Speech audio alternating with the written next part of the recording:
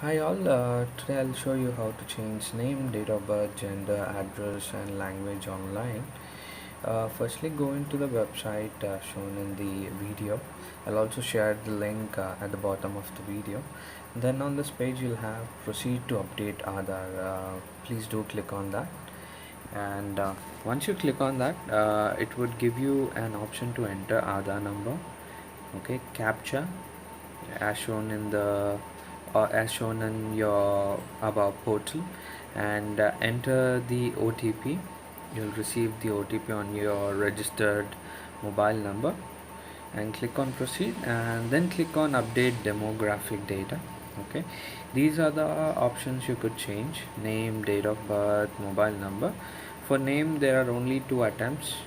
For date of birth it's only 1 attempt. I think I've already used the number of attempts, so it's showing less. So once you select and click on proceed, okay, select the ones you want to change and click on proceed, and now you have the option to change it. Then there would be a verification documents on which you should have the correct name, date of birth for the cross validation, and then you can proceed clicking on next. Okay, once you click, guys, please do like, subscribe to my channel. uh, I'll make more such informative videos. Thank you.